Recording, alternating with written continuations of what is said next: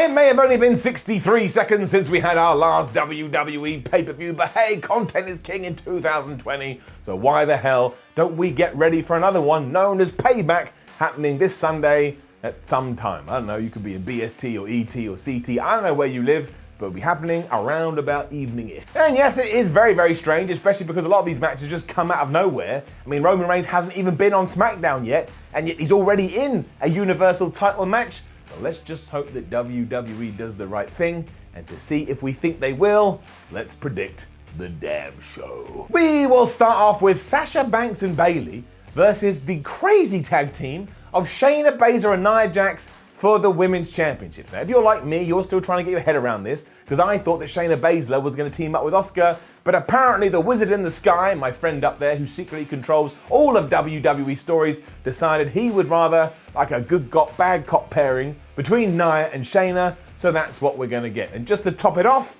I actually think they're going to win the titles. Now, while I don't really like that pairing, what I do enjoy is if you do that right and you execute it properly, it's just going to give so much good narrative to Sasha Banks and Bayley, and this is the better of the two situations. I have no idea what's going to happen with Nia and Shayna, but I do know that I have investment and that I'm excited to see what we do with the golden role models, so put them first and treat them like cotton wool. Take care of them, massage them, give them presents. I need a decent payoff, because don't forget last time we were meant to do this match, they ended up in therapy and then just turned around and went, oh, let's be friends again.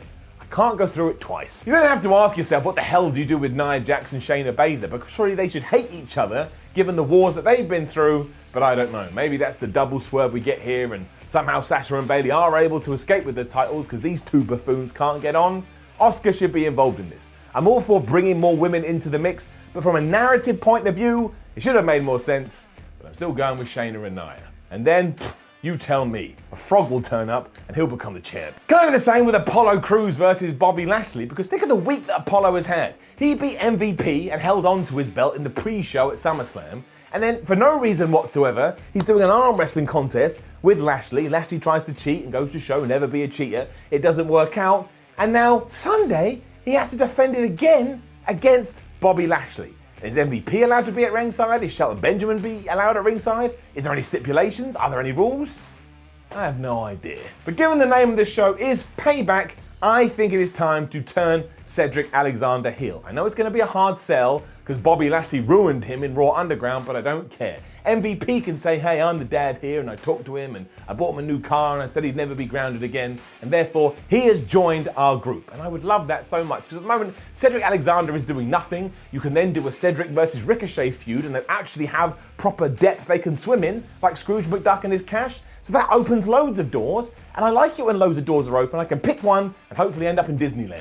Who doesn't want to be at Disneyland? So just do that. That's all I want. I'm not even going to come up with anything else. Cedric Alexander comes out, he screws over Apollo Crews and joins the Hurt Business, and Bobby Lashley is your new champion. From there, you go whatever the hell you want, but please start featuring Cedric Alexander more on my television and stop treating him like a goof, because both him and the King, Ricochet, always getting treated like goofs. It's then one of the most controversial matches of the last 642 years, as Keith Lee makes his debut on a main roster pay-per-view, I suppose, taking on Randy Orton, who really should be in jail for attempted murder after he broke the skull of WWE Champion Drew McIntyre. But you can just do whatever you want in WWE and nobody cares. So if you hold a grudge, get to the company, and then you're free to run amok. And this is a very difficult one because really Keith Lee has to win. Because if Keith Lee isn't going to win, why the hell have you made a match between him and Randy Orton in the first place? And now that I've had a few days to think about it, I actually really enjoyed his debut because, for exactly that reason, he was going toe-to-toe and he was dealing with someone that many of us consider to be one of the best in the company. But if he then gets to Sunday and he gets the Payback and he gets to the pay-per-view, Payback, and it just means he loses to the RKO, there's nothing wrong with that, but it puts him in a specific position on the card, e.g. not as good as Randy Orton, and then you have kind of failed. There is a get out of jail free card here though, in the sense of Mr. Claymore himself, Drew McIntyre. Now it would be a little bit of a hard pill to swallow. Again, after suffering a skull fracture, he comes back only 6 days later, but at least that way Keith Lee could get the victory and Randy Orton could cry foul, oh, I got screwed by Drew, and it kind of continues that feud and maybe even inserts Keith Lee into the Universal Tiger picture. But again, it's a little bit lame because Keith Lee had to win with help. very, very, very confused about what WWE's plans are here. Unless, just to throw some crazy fantasy booking, and it's not going to happen because Brock Lesnar has no interest in this. Also, he's in Canada, so he can't come across the border. But if someone said, Simon, here's a wizard in the sky wand, I would go, Sablami! And what I would do is I'd have Brock Lesnar interrupt, he'd beat up Keith Lee, and then whoever wins, I don't care. And we go into a program with Brock Lesnar and Keith Lee beats him. I know, I'm living on planet Zod, but it's nice up here, they give me free socks. Either way, I gotta back him, because I gotta do what I believe in my heart and my soul, and if I'm wrong, who cares, we'll just move on to something else. I'm going with Keith Lee, who I believe really could be a super duper star. And then I get even more scared because it's The Fiend taking on Braun Strowman, taking on the returning Roman Reigns for the Universal Championship in a no-holds-barred match. Hands up if you're a little bit scared that WWE hasn't learned anything and they're gonna give the title back to the big dog straight away. My hand remains in the upward position. Now, I'm obviously recording this before SmackDown, just due to the nature of the beast, but that will actually be okay if Roman comes out on that show and acts like a badass, he acts like a warrior, he acts like someone that doesn't give a shit. Also, new music, new entrance attire, all of that shebang. Because if you have done that, I can see him differently, he will be presented differently, so then even if he is the champion, hey, maybe it's the champion I always wanted. I don't know until I get it. But if it's old school Roman Reigns, the dun dun, and then he's the champion again, it's like I entered a time warp. And now I'm back in 2017 when everyone's booing and moaning and there's too much negativity and it made me cry. I don't like crying. Surely though, the whole point of it being a triple threat match is so The Fiend can beat Braun Strowman again. That protects Roman Reigns, and then we can go to do the Roman versus The Fiend feud that Vince McMahon has wanted to do ever since Roman vanished before WrestleMania 36. And never forget, that's the only reason Braun became champion to begin with, because a man spontaneously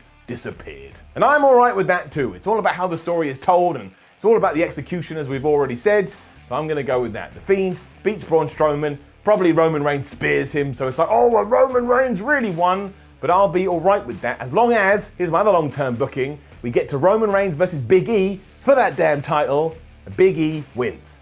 I mean it, no jokes. Look, I put my hand on my hips to make a damn point. And they are the only 4 matches confirmed for Payback, and secretly I'd love it if it was only going to be 4, but I imagine there'll be some others, such as AJ Styles versus Jeff Hardy for the Intercontinental title, because of course last week Jeff Hardy won that belt after he accidentally smashed his knee brace thingamabob into Styles' face. AJ wants revenge or payback, and that's the most WWE thing ever. I kind of have a sneaky feeling they may actually put it back on AJ Styles, because I don't really know what the plan is. So I'm just gonna throw that out there. Maybe Joseph Parks help him with PISS, was it the Phenomenal Intercontinental Statistics System, the PISS? He helped him out with the PISS. It's Jeff Hardy, he's already been involved in one PISS angle this year.